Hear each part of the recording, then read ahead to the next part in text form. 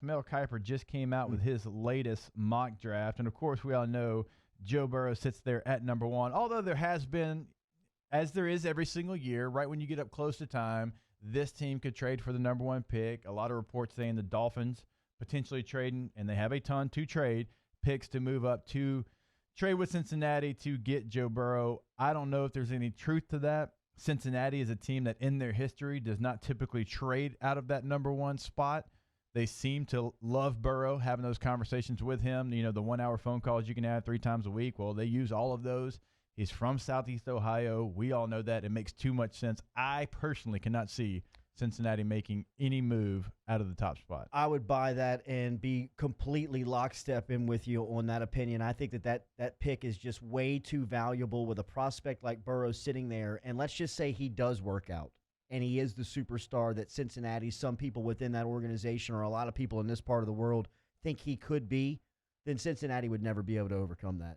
I mean, a guy that's out of your backyard, that's sitting right there. You had the number 1 pick. All of the data tells you he's as close to being, something that you can look at and say he's going to be good at the next level.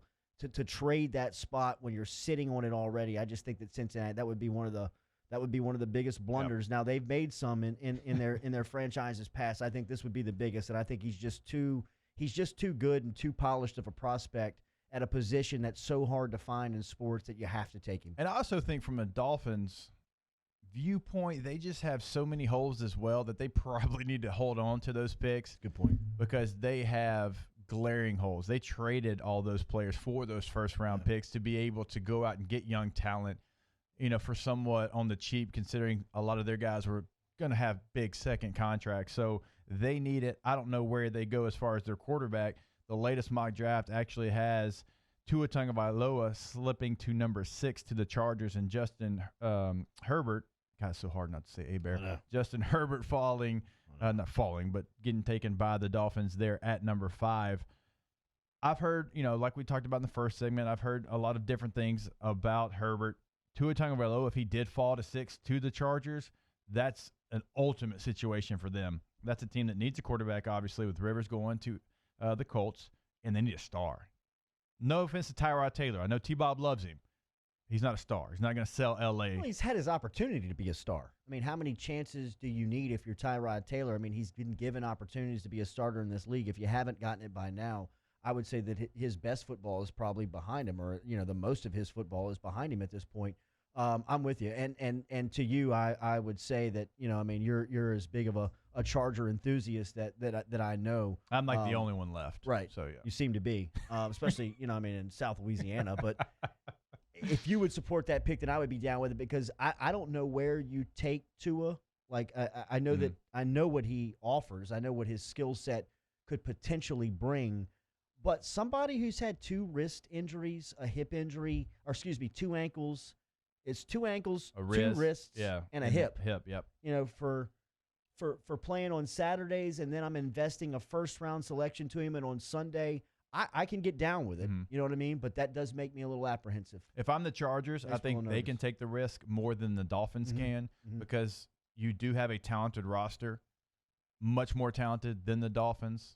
You have a really good defense with Ingram and Bosa. Kind of the bookends there. You have defensive talent with Derwin James, one of the best defensive backs in the NFL. You have Keenan Allen at receiver. You have Mike Williams. You've got weapons. Eckler at running back. The Dolphins don't have that, so you can take a risk.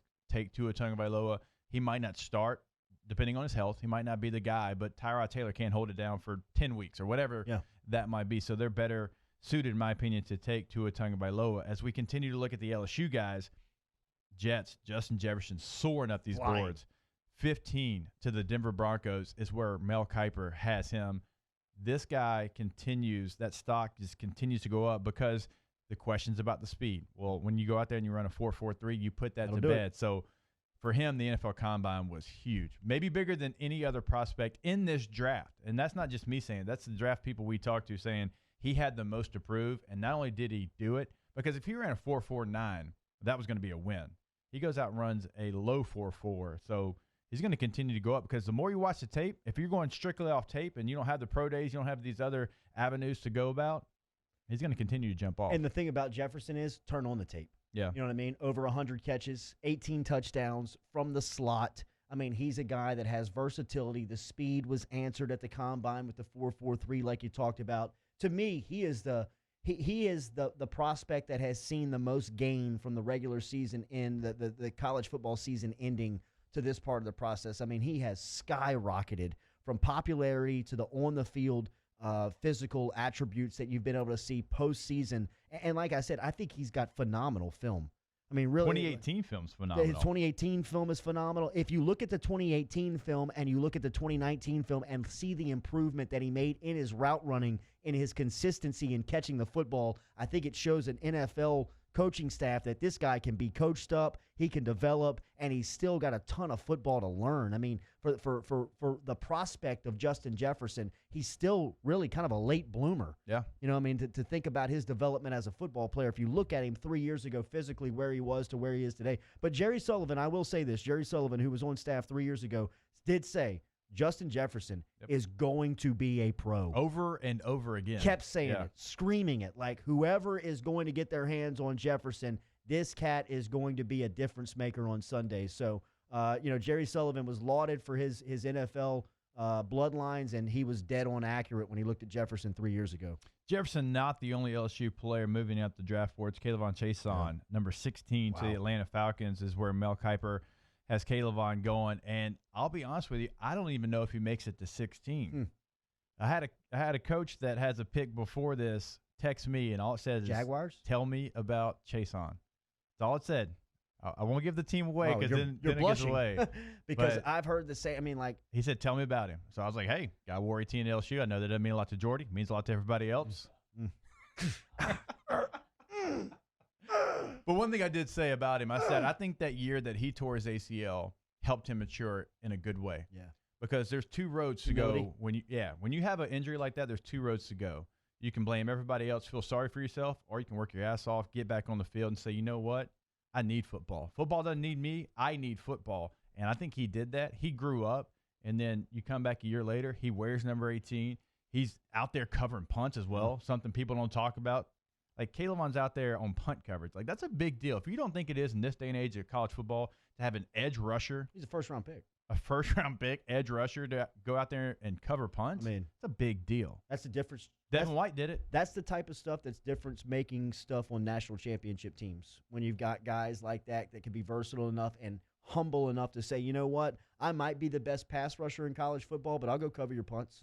I'll cover the punts. I got no problem doing it, man. And I'm like you. I have talked to a couple of people just around LSU, and there is a team in the top 10 that has fallen in love with him. And not only that, in Jacksonville picks 9.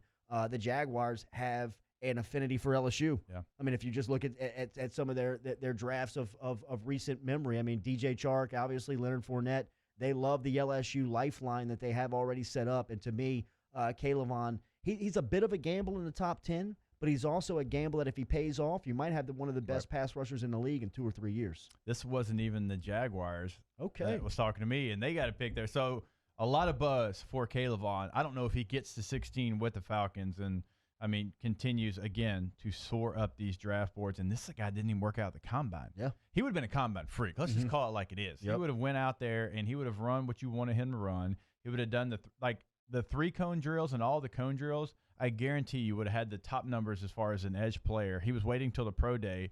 And so it's really remarkable. Now they're going back, I think, and they're watching the tape when that ankle became right. At the end of last year, when he started to rush and get after the quarterback there in the big games, the SEC championship, the semifinal, and the final, where he got after some of these tackles that are going to be first-round, second-round picks as well. Oklahoma. I mean, he abused that guy at Oklahoma. He also, I mean, Georgia. Alabama had a hell of a game, Alabama, too. Yeah. Texas, he played well. I mean, he was a guy that helped himself in his final season, in his junior season. But I agree with you, Jake. I would have loved to seen him get to a pro day that he had circled, that he was getting prepared for, because you knew he was going to be a test freak. I mean, what do you think he jumps? He probably jumps 40 inches. Yeah. You know, I mean, he's an absolute freak when you talk about his athleticism. Like, I mean, he's right. Mel Kiper has him 16. I've heard that he may not make it out of the top 10. He looks like he's definitely going to be an early first-rounder. The last first-rounder that Mel Kiper has in his latest mock draft from LSU is Patrick Queen at 28 to Baltimore. I'll be honest with you, I don't think he gets to 28.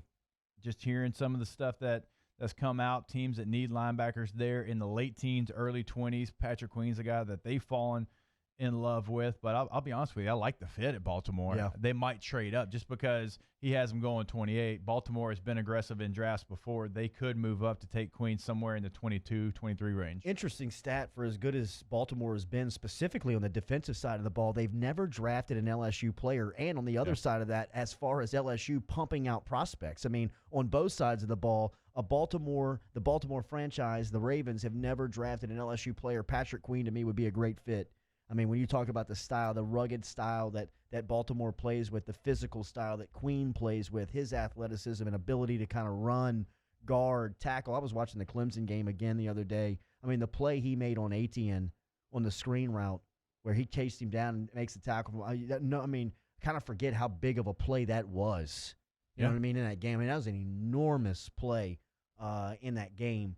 But you know, Queen's another one. I mean, you talk about Justin Jefferson, who's experienced a ton of postseason pre-draft success. Patrick Queen fits right into that mold as well. I think that's probably started that night against Clemson, where people were probably saying, hold up, I'm here to watch the wide receiver, the tight end, and the quarterback. Who's this guy? Yeah. You know, I mean, who's Patrick Queen running around making plays? So I think that Queen has helped himself out tremendously in this part of the process, and I think another one that I'm with you. I don't think he makes it to 28. When you look at 24, Kiper's got the Saints choosing A.J. Terrell, who's a cornerback out of Clemson. Some mock drafts have Queen at 24. Last time A.J. was in that stadium, wasn't good for you, boy. Right. I mean, we might bring Jamar Chase down to a little indoor workout. He might take off running. I mean, nightmares. He couldn't guard Jamar Chase in a phone booth. No. I mean, every time Burrows saw it, they went one-on-one. It was like backyard stuff, bro. It was like backyard. No, and look at this. He's a first-round pick. And like I said, like Brent Venables thought, okay, we can't bracket Jamar Chase. Because if we do, we're going to get killed by Jefferson. Jefferson's going to do what he did to Oklahoma. Terrace Marshall, you name it, right? We got a first-round corner. We are going to put our best. AJ, earn your money, on their best. Earn your money tonight, AJ. And we're going to go down with it. Well, they went down, and they went down sinking. And that tells you how good Jamar Chase is, because for as much money as you thought A.J. Terrell lost that night, even the draft experts and scouts say, you know what?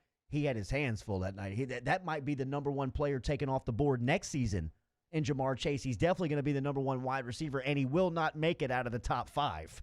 So, you know, AJ, I don't want to see you in New Orleans anymore, man. You don't play good the dome. Too many bad memories. Too many bad memories. I mean, we could go down the list. Trayvon Diggs is going to be a first-round pick. We could talk about what Jamar did to him there in Tuscaloosa as well. A couple more things real quick. Christian Fulton at 38 to Carolina. Grant Delp at 41 to Cleveland. We could keep going down this list, but I'll ask you before we take this break. LSU record for first-round picks is 4. Is that your 06? It's 06. Yep. Yeah. Will they break that record? Yes.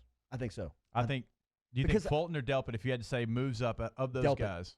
I think Delpit helped himself out tremendously with the time that he showed last week, and I thought physically he looked better than I thought he was going to look. I wish he would have gotten a pro day, but I think that there's somebody that has done their homework on Delpit enough to see that, you know what, he wasn't healthy during his junior season. He's interviewed well. Look at the time he put down. You know, you got that sophomore film on him as well. Had to play out of position a little bit to help the team out.